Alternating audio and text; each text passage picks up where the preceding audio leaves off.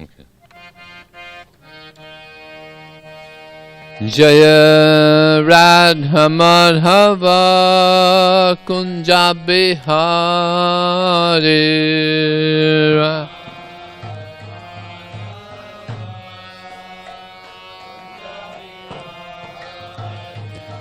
Jaya Radha Madhava Kunja Bihari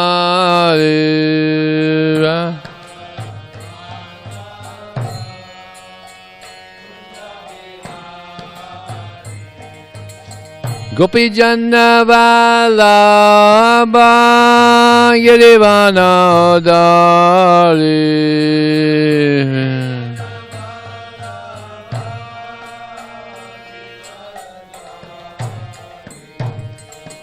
Gopi Janna Vallabha Girivana Dari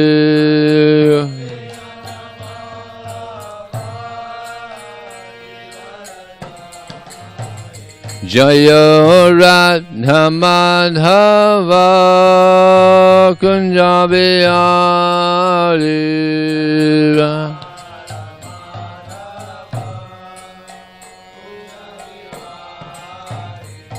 Jaya Radha Madhava Kunja Bihari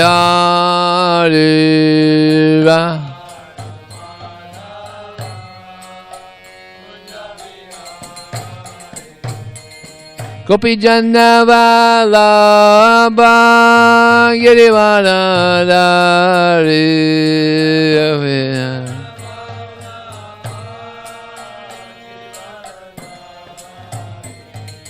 Gopi Janna Vallabha Girivana Dari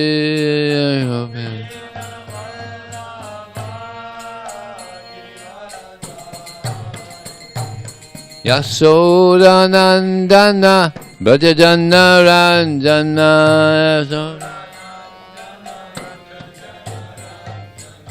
Yasoda Nandana Brajajana Ranjana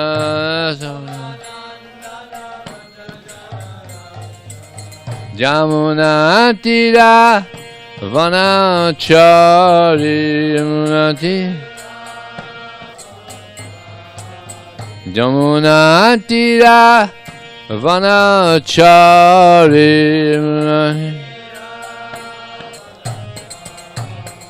Jaya Radha Madhava Kunja Bihari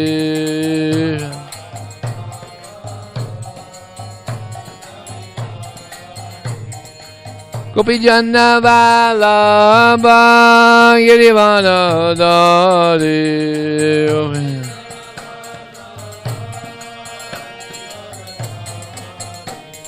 Yasoda Nandana Brajajana Ranjana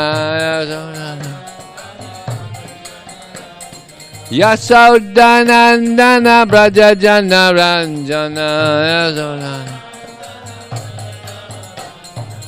Jamuna Tira Vanachari Jamuna Tira Vanachari Jamuna Tira Vanachari Yamuna Tira Vanachari Tira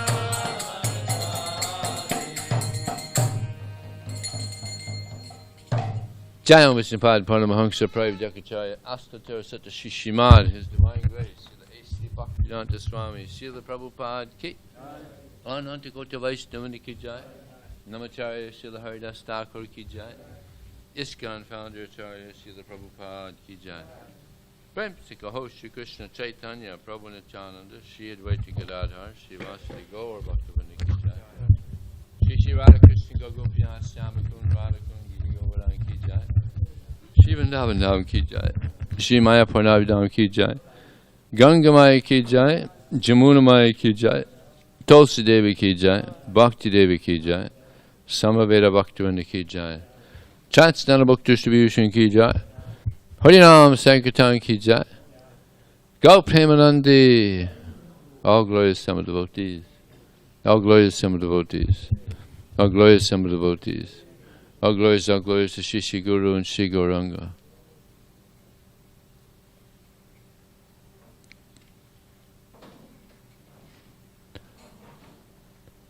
Om Namo Bhagavate Vasudevaya. Om Namo Bhagavate Vasudevaya. Om Namo Bhagavate Vasudevaya. So this morning we're reading from the Srimad Bhagavatam, Canto 5, Chapter 1, text number 16.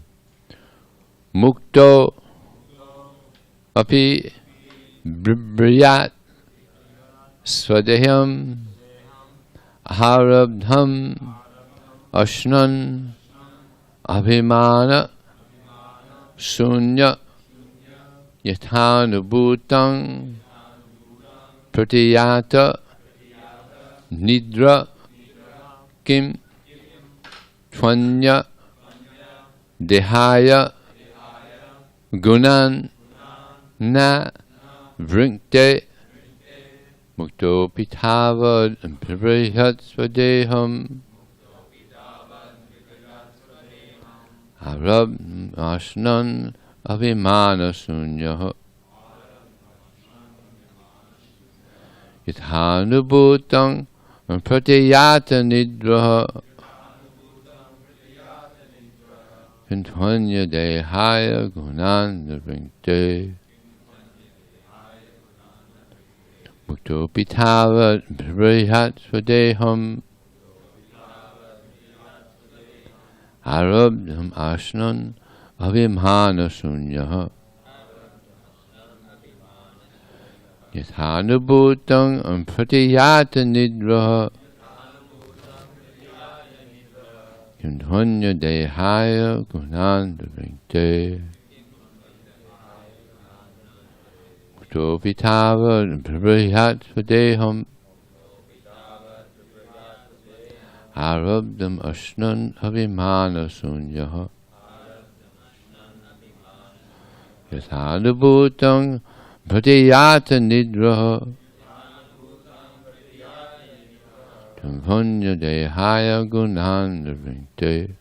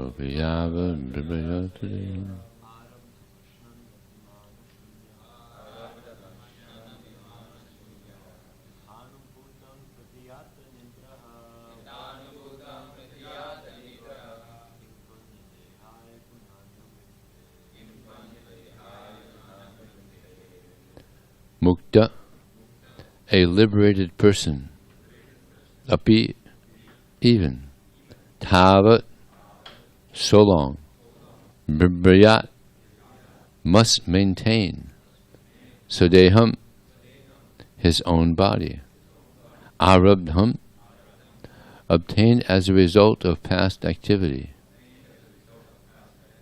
ashnan, accepting, abhimana sunya, without erroneous conceptions, yata, as, anubhutam, what was perceived, pratiyata nidra, one who has awakened from sleep.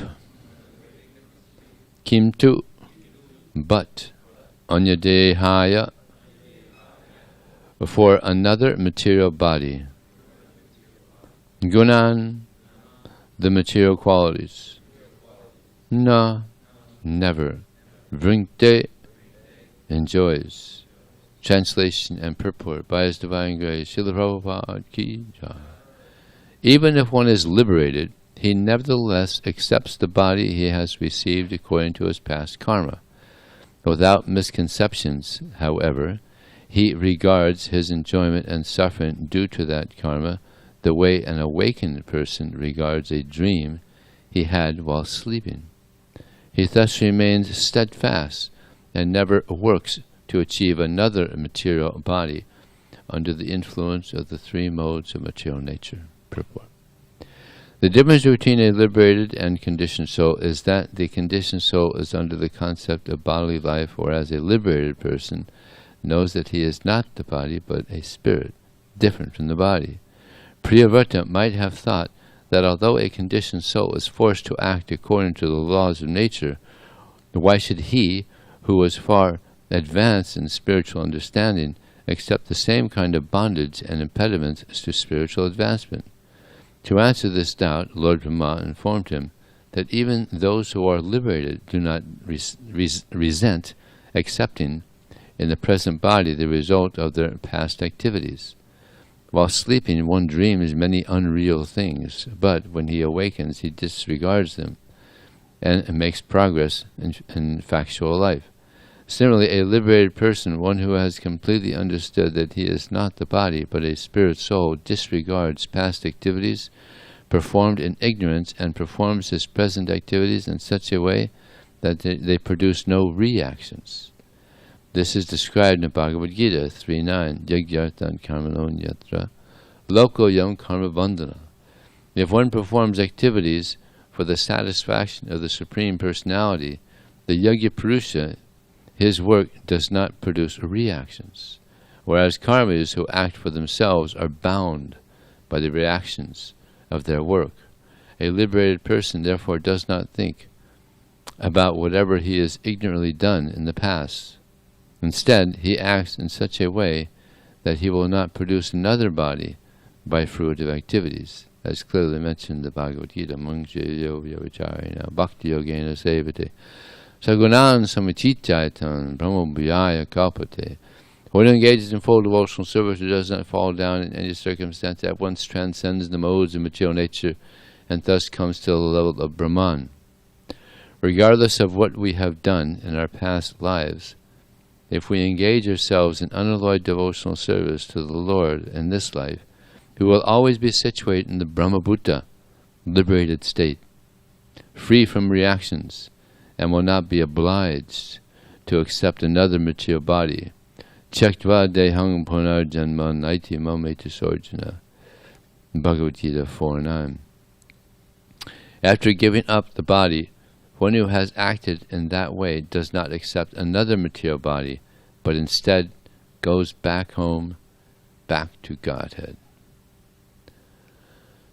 Om Jnana Tamadandasya Jnananjana Salakaya Chaksham Militam Jena Tasmai Sri Gurave Nama Mukram Krotava Chalang Pangun Lang Hayate Gurim Yat Kripa Talaham Bande Sigurum Dinataranam Vanchakalpatubhyascha Kripa Sindhubhyevacha Patitanam Bhavanebhyo Vaishnavebhyo Namo Namaha.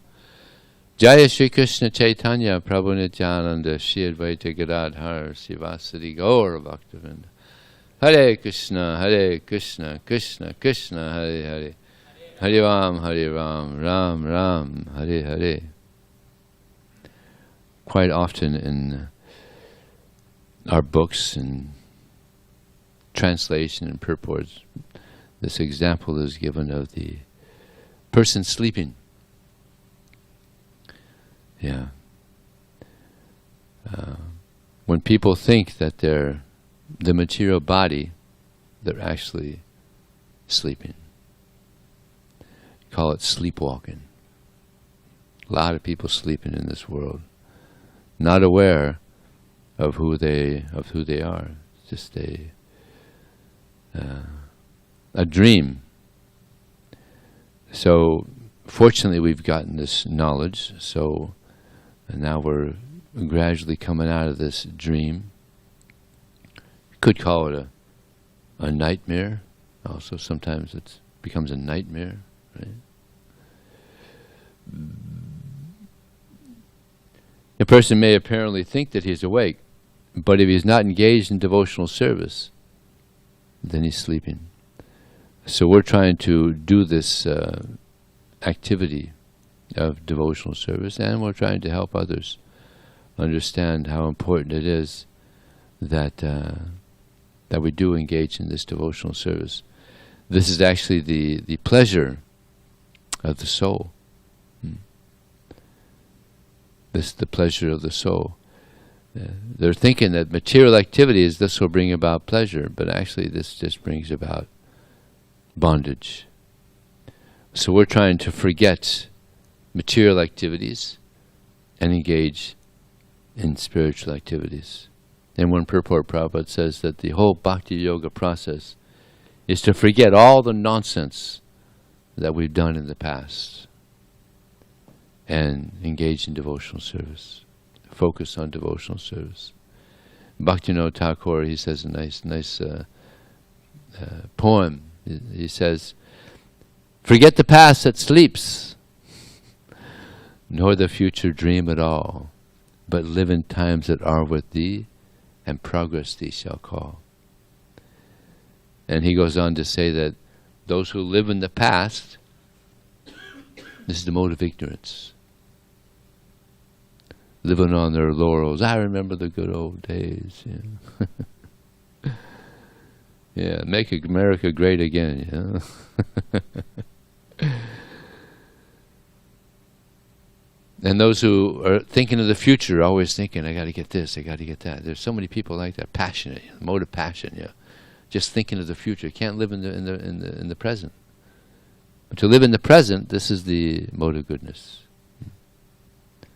Thinking of how to please Krishna. So this is a devotee living in the present. Actually this dream that people are in, it's actually kind of like a prison. It's like a prison. They're stuck in this subtle prison. This dream that they're thinking that they're this, they're thinking they're that, thinking that. And the main thing that keeps people in this subtle prison is this is lust. Yeah. Lust, the desire to enjoy this material body, keeps people locked up in this dream. So a devotee, he wants to help people come out of this illusion, this dream, where they think that they're this body. And Yashatma buddhi kunupedit hatuke swadi kalatradas bhaumi ijadi yatirti buddhi salilena karita janesodhesus eva gokra. Krishna, he says that those who think that this body, which is made up of three elements, bile, mucus, and air, who think that the place where they're born is worshipable, who thinks that their family situation is a permanent situation, and goes to the holy places not to hear from the devotees, but to just take bath. He says they're no better than a cow or an ass. And sometimes people also, they come to the temple and they give some donation and leave some gift or something. And someone's speaking from the Bhagavatam or Bhagavad Gita, but they don't know how important it is to hear. It's so important to hear, but they just put their donations, leave their gift, and go. Yeah. So it's kind of like that. Same. Yeah. They go to the holy place. They go to, they go to the Ganges, or they go to some holy place, and they just, give some donation or offer respects and go. Hearing, take a bath. But they don't know what is most important is hearing. This sense of hearing is actually the most important sense. It's the only sense that works while we're sleeping. We all know that here in PB, right? It's so noisy here. It's hard to get a good night's sleep, unless you have earplugs. I know there's one story you probably know. Maybe you could let me know if I'm getting this right. It happened here in San Diego with one wealthy man. He was sleeping, and all of a sudden he hears his Prabhupada alarm go off, but he didn't set the alarm, and he's thinking, "Why'd my alarm go? I didn't set it." So he gets up to turn it off, and there's a fire in his house. And it's a big fire, so he just grabs whatever is absolutely necessary, and goes out, and his house burned to the ground. Is that correct? Yeah. Oh, it was a wildfire, and it got his house. So it's amazing that he didn't set the alarm. Krishna saved his life. Another one of those. Krishna's the master of mystics. He didn't set the alarm, but it went off, saved his life. So hearing is so important. This is how we get out of this sleeping condition. And sometimes people, not only do they sleep, but sometimes people they get amnesia. They just forget everything. Sometimes for weeks. There's an interesting story that I heard. Now you may have heard this here before, but there's some new people here. It's an interesting thing to ponder on, to think about. There was a young man. He was studying anthropology. He was the son of a very wealthy man. So he went to the South Pacific, one of these remote islands in the South Pacific, to study some tribe there.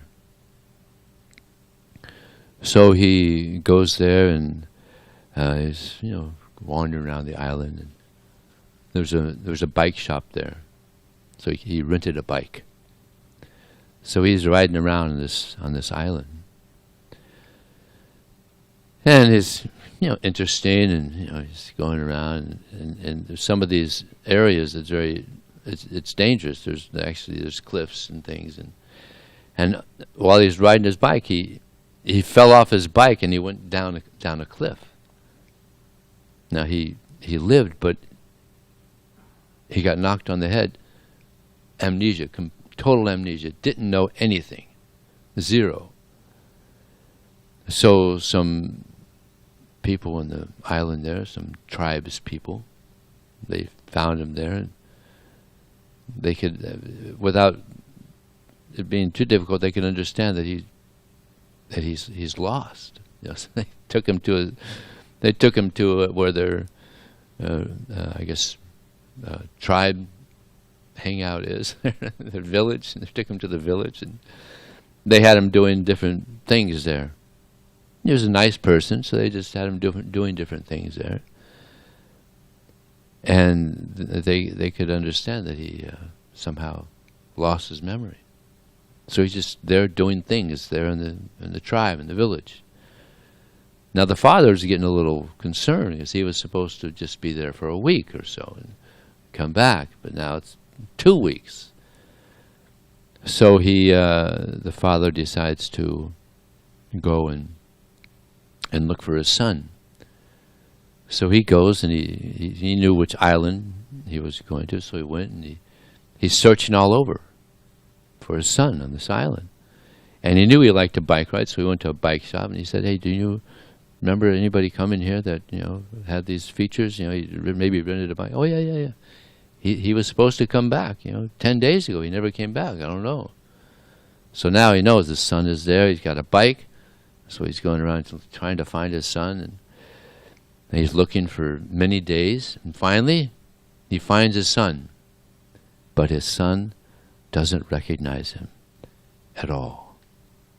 And he's even more shocked. So he tries to, he's talking to him, trying, "I'm your father, just don't." Didn't know what to do. How do you wake someone up from amnesia? What do you do? So he decided to go back to the States, and he contacted one friend of his, doctor. explained the situation. And he said, all right, let's go. So they went down. And the doctor also couldn't bring him out of this amnesia. But he said there's a foolproof way. Always works. It's called the shock treatment. Shock treatment. And he had brought one of these. So what they do is they shock you. And it startles the person. And they did that to him, and it worked. He came out of his amnesia and understood, there's my father, and So of course the father was very appreciative. So sometimes Krishna also puts us through some shock treatments. Going on in our comfortable way in the material world and trying to enjoy this world, and sometimes Krishna gives us a little shock treatment. Wow, that was terrible. What a terrible experience. And sometimes he gives many shock treatments. And then the person starts thinking, oh, wait a second, maybe there's something beyond this world where there's so many reversals. So therefore a devotee appreciates these, because it kind of wakes us up from the amnesia we've forgotten. And Queen Kunti, she prays for these shock treatments. Please, Krishna, give me them again and again and again. Because when these reversals, these shock treatments come, then I remember you. So a devotee welcomes them. They're very much welcomed by devotees. And Srila Prabhupada said, for one who is desiring a comfortable life in Krishna consciousness, advancement will be very slow. And it's interesting that Helen Keller, who went through many difficulties in her life, she said anybody that is living a life that is not filled with adventure is living a life not worth living. So, actually, this is the life of a book distributor, because you never know. You never know what's going to happen. All kinds of things happen on book distribution. So it's an adventure. You never know what's going to happen. So it's a nice life in which you have to depend on Krishna. You have to depend on Krishna. So this sense of hearing, it's so important, because this helps us. This hearing about Krishna helps us understand reality, helps us to come out of the dream. And it's stated in the Bhagavatam, Shrinvatam Svakata Krishna, Punya Shravana Kirtana, Hridyantasto Yabadrani, Vidunoti Suhitsatam. That Sri Krishna, the personality of Godhead, who is the Paramatma, the super soul in the hearts of all living entities, and the benefactor of the truthful devotee, cleanses the desire from a chill enjoyment from the heart of the devotee who simply relishes his messages. So if we hear the message of Krishna and just relish, oh, this is so nice, then Krishna is so pleased, he cleanses the heart. Sometimes in this world, quite often in this world, people, they want something new. They want to hear something new, some novelty, something new. But we Hare Krishnas, we're always hearing the same old thing. And the more we hear the same old thing, the same old fresh thing, and the more we hear it nicely, the more we get purified. The more we get purified. And it is, actually, it's ever fresh. Just like, Javita, I don't know, how many times you read the Bhagavad Gita, Javita? Quite a few times. But it's ever fresh. It's so nice, And Vaisheshika Prabhu, he's got, I don't know how many hundreds of people around the planet, he's got them on the Chad program, chapter a day. I asked him one time, for how many years have you been on this Chad program? He said, about 40 years. It doesn't get old. The message of Krishna doesn't get old. But the more we hear it clearly, the more we advance, the closer we get to Krishna. So hearing is so important. And if we hear real nicely, then what happens is we develop a really nice attitude in Krishna consciousness. If we don't have a good attitude in Krishna consciousness, then when these shock treatments come, when reversals come, then we become bitter. Why is Krishna doing this to me? I'm a devotee. Why is he doing this to me? But if we have a good attitude, if we hear nicely and we have a good attitude, then when reversals come, then we become better. Instead of bitter, we become better in our service to Krishna. Right? And this is what we want, right? We want to become better in our service to Krishna. So therefore we have to hear. We have to hear nicely. And not only hear nicely, but we have to serve the other devotees nicely. Yeah. Just like this, Sopi Vravre Chalam Bhaktim Chasmadi Vakmelapati Tad Bhaktesu Vishodam Bhutesu Chadyam. That this is Sudama. He prayed to Krishna. He said, please, Krishna, give me 3 things. Krishna gave him benediction. I'll give you anything you want. Krishna just wants 3 things. Please give me devotion for you. Most important is devotion for Krishna. Then he said, give me friendship with your devotees. Also very important. If we don't have friendship with the devotees, then Krishna's not going to be very pleased, because the devotees are very dear to Krishna. And then he said, and compassion. Compassion for those who aren't able to hear your message. And so we want people to hear the message of Krishna. We have a spider right in front of me hearing Srimad. It's okay, no, leave it alone. He wants to hear Srimad Bhagavatam. Front row seat. Yeah, there's a spider that's 6 inches from me, right in front of me. It's going up. It's okay. He wants to hear Srimad Bhagavatam.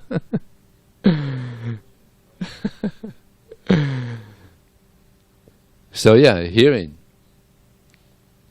this fortunate spider. There he goes. I think he was getting a little shy. too much attention going to it. So yeah, this hearing. This is the way to go back to Krishna. This is what pleases Krishna, and therefore Krishna comes and he gives us so much nectar. So much nectar to hear. You know, Bhagavad Gita, Srimad Bhagavatam, Chaitanya Charitamrita. So many. Now more books are coming out. So, yeah, we have to hear nicely, and then this will help us get out of these. Prabhupada mentions here in the purport how a devotee he's beyond the modes of material nature. Bhakti yogena sevate sagunan samatita brahma-bhūta kalpate. One who engages in full devotional service, who does not fall down under any circumstance, at once transcends the modes of material nature. So this is how to transcend the modes of nature, engaging in devotional service. Now, Krishna, actually Prabhupada says in the purport, he said there's another mode of nature. There's a spiritual mode of nature. It's called the mode of pure devotional service, of the pure nature. There's this pure mode. So this is what we're trying to connect. You get free of these 3 modes of nature and connect with this mode of pure devotional service. Yeah, this is the goal. But to get free of these 3 modes of nature is very difficult. Daivi hesa gunamai mama maya durati mama ve papadyante mayamitam tarantite. Very difficult to get free of these modes of nature, to get free of them. But whoever surrenders unto me can very easily cross beyond it. I was reading recently, Prabhupada said a devotee is a servant of circumstances. It's an interesting statement. A devotee is servant of circumstance. In other words, whatever situation he finds himself in, he tries to serve Krishna in that way. Just like Priyavrata here, he's in a very awkward situation. He's surrendered to his father. His father wanted to, manage the universe. Narada Muni comes and says, "Hey, it's going to be too entangling. Better just, chant Hare Krishna, just serve Krishna." All right, good point. All right, why get entangled in all this? So Narada Muni is a good preacher. So he swayed him away from doing his duty. But then his father thought, this is not good. And he's up against Narada Muni, right? So he summons Lord Brahma. So he comes. And now he's, Lord Brahma, he's senior to Narada Muni. So again, he's in a situation where he's got to figure out what to do. In this circumstance, what's to do? So he's the senior, Lord Brahma, so he figures, all right, I have to surrender to this. And I think it was even promised to him that he would still remain a devotee, right? Yeah. So, awkward situation, but he served Krishna properly in that particular circumstance. So we're going to find ourselves also in circumstances where we have to know how to do the right thing. If we have good sadhana, then we'll always know what is the right thing to do. Arjuna also, he was in a very awkward circumstance. Krishna, God, is telling him to kill his guru, and his grandfather, and both of these personalities were just so dear. Just like imagine if one of our authorities here, one of the authorities, let's say the GBC, ordered you to kill Dravida Prabhu.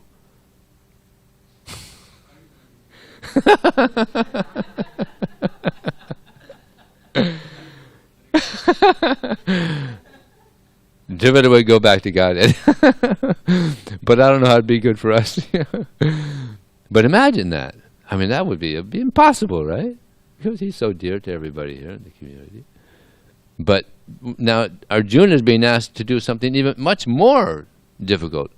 Bhishma is the most respected, lovable personality, and all the Pandavas, they loved him. He's the grandfather. They loved him so much. Wonderful. He's one of the Mahajans. I mean, he's a great devotee. I mean, geez, what a test, huh? What a circumstance. Huh? And Dronacharya, his teacher, his guru, his grandfather. I mean, this is probably the biggest test anybody can face. People you love. Kill people you love. But they happen to be on the wrong side. And what did Krishna say? Asochang ambasochang priyavaram sabas gatasang agatasang narasonsi pandita. Because he was giving different reasons why not to do this. If we do this, then so many people, so many women are going to be without husbands. And Varna Sanskara. How many people? How many people were in the battle of Kurukshetra? Who knows, besides Dravida? 600 million. 600 million, 640 million. So all these ladies have no husband. It'll be difficult. Varna Sanskara. And he gave different arguments about why we shouldn't do this. And so Krishna said, well, speaking learned words, you're mourning for that which is not worthy of grief. Those who are wise, they lament neither for the living nor for the dead. They don't lament for the dead. So Bhishma is not going to die. Dronacharya is not going to die. Nobody dies. And besides that, they're great Kshatriyas, so where are they going to go? And they're great devotees. So Bhishma probably went back to Godhead, great devotee. Dronacharya, I don't know. Probably went back to Godhead, all these. Or maybe they just continue on in Krishna's Transcendental Roadshow. That could be. So yeah, the soul doesn't die. There's an interesting thing I heard recently. There was a funeral ceremony going on in India.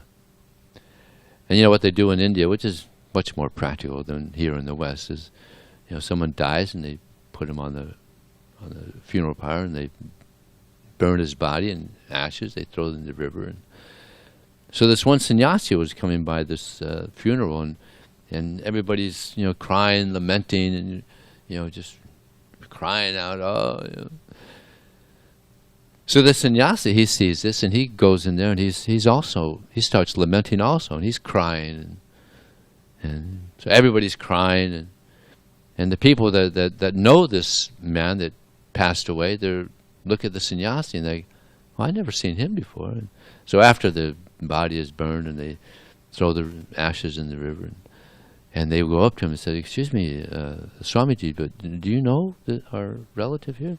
He said, "No, but you were lamenting like we were lamenting."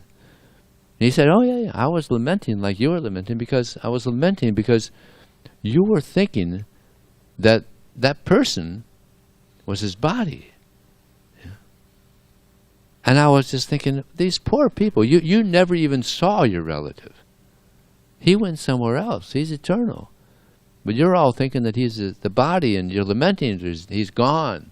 No, he's not gone. He's gone somewhere else. So I was really lamenting that you people, although we have the Vedic literatures, you have the Bhagavad Gita, there's so much information we have by which with the soul. Why are you lamenting for this body? So I was lamenting because you were so absorbed in this body. So, on the request of David, I have a Sankirtan story for you. Another one might come up. I was distributing books at one university, and this Muslim man, some of you might have heard this, I wasn't sure if I've said this, anyways, for those who haven't. A Muslim man came. This is about 8 years ago, and it's some university in Los Angeles, I forgot which one. So I'm showing the book to him, and he's like, "Wow, yeah, this is interesting." And I said, "Oh yeah, this is a great book. You'll learn so much you can't imagine." So yeah, we just asked for a donation for you. You take it, you read it. I said, "Oh no, if I take this home, my parents will kill me." And I said, "You know something?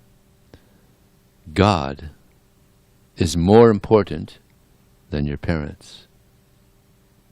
And he was shocked to hear that. Never heard that before. No one ever said that before. Yeah. But he said, "You're right. But still, I can't take that book." So I was talking to him some more about the philosophy in the book, but he wouldn't take it. So the next day, I'm at my table, and he comes by and he said, "Oh my God, I'm so happy that you're here because you won't believe what happened. I'm sleeping last night, and my parents are speaking to me in a very vulgar and cruel way, and I was like, what is this? Why?" And then the Bhagavad Gita appeared also in the dream, and it was glowing. It was hovering, and it was glowing. I was thinking, wow, I think I got to get this book. Yeah. So first the parents showed up, cruel and mean, and then the book. And so I was thinking, maybe I should get this book. See, I told you, God is more important than your parents, right? So believe it or not, still somehow he was hesitant. He was still a little hesitant. He was fear of his cruel parents. So then I told him, this is your mind. Your heart, your soul, you're saying, get the book, get the book, get the book. But your mind is giving you difficulty. This is your problem, your mind. You should do what your heart, do what your soul says, not what your mind. There's a difference. He said, "Okay, you're right. All right, I'll take it." So then he took the Bhagavad Gita. So it's an adventure. Book distribution is adventure. It's a nice adventure. You never know what's going to happen. Many unexpected ecstasies will take place. Okay, any question or comment? Vijay. Yes. I hope you won't be offended. Uh-oh.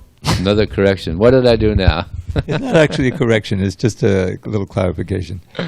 Some of the devotees may not know who Sudama was, because Sudama is famous as a friend of Krishna. And Yes, Sudama. Should I tell the whole story? No. Just this is the I'll Golan maker. I'll tell something. Sudama was a very poor brahmana, and he was actually Krishna's class friend when they were at the Gurukul. So they had a nice relationship.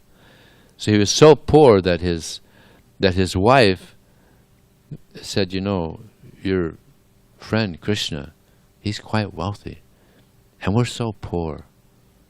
Maybe you can go to him and ask for some help. He never thought of it, but his wife was thinking of this. So she was kind of like transcendentally nagging him to do this. So finally he said, okay. But then he's got to bring something also. You go to, to Krishna, you have to always, whenever you come to the temple, you have to bring something. Whenever you go to Krishna, you got to bring something. So he didn't know what to bring. So all he could get together was some old rice, flat rice, right? Some flat rice that he brought. So he put this in his bag. So he goes to Krishna, and he's a brahmana. So in Dwarka, although he was poor and maybe looked a little disheveled, but he was a brahmana. So he opened the gates for him and went. He's very respected, and took him right to Krishna. He said, "Oh, my friend is Krishna. I would like to see my friend Krishna." And he's a brahmana. Whatever the brahmana says, yes. Took him right up there. And so Rukmini is there with Krishna. And Krishna, he's worshipping Sudama. See, this is Krishna. He's so fond of the brahmanas, of the devotees, that he's worshipping. God is worshipping his devotee. Yeah. And what's Rukmini doing? She's fanning him. So this is a devotee. Become a good devotee, and even the goddess of fortune fans you, and Krishna serves. It's amazing. Krishna is amazing. So then he said, "I think you have something for me." And then he says, "Oh, it's nothing." I said, "No, I think you have something there." So he took some of this rice, and he's eating it. And Rukmini stopped him. That's enough, Krishna. I'm so indebted to this brahmana now, by what he's given to you. If stop now, I won't be able to pay the debt if you keep on eating this. So then he went back to his home, but he didn't recognize his home. It was a huge, huge mansion, and there was male servants and female servants, and it was just indescribably gorgeous, just a beautiful palace, probably something we've never seen on this planet. And then his wife comes, and she looks so beautiful, like a goddess of fortune herself.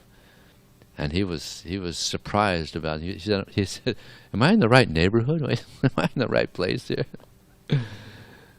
But then, even though he saw all this opulence, he was completely Krishna conscious. He didn't forget Krishna at all. So because he was so Krishna conscious, Krishna gave him that. Because he knew. Krishna knows everything.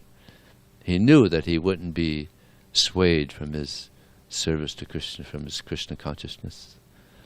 So this is Sudama.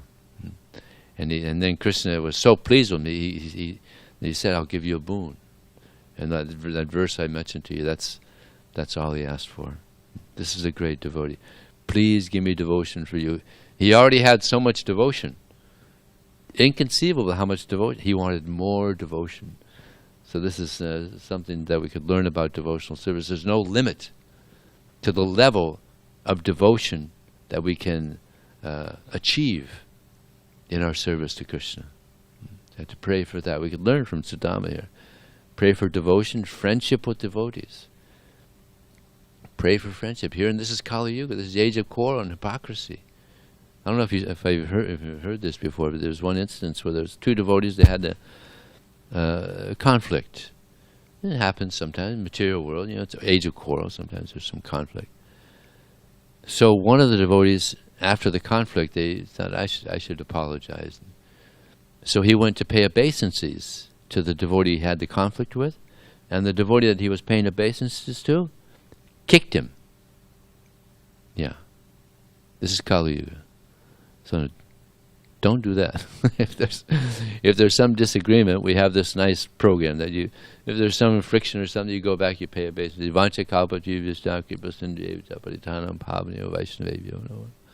That's what we do.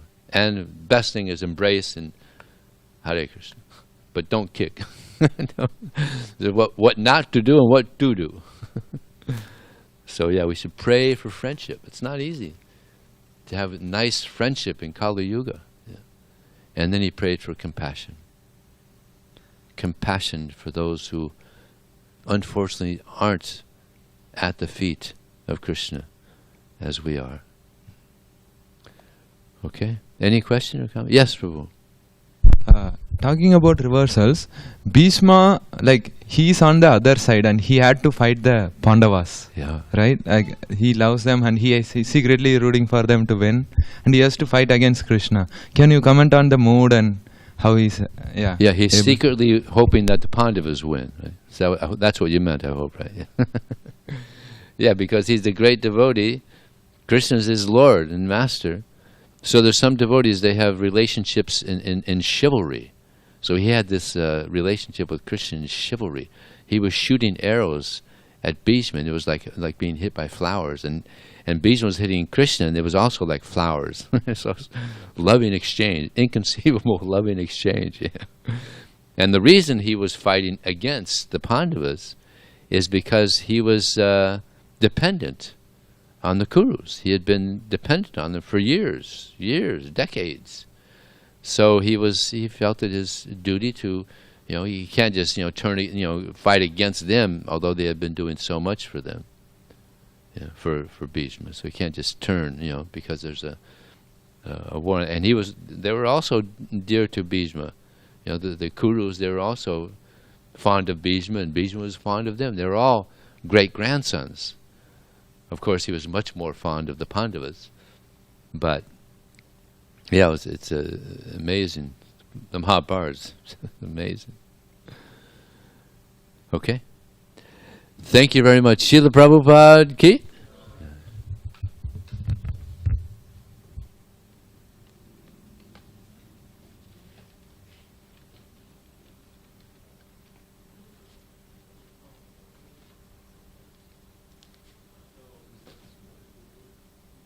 So 10 o'clock, Prabhu, is pretty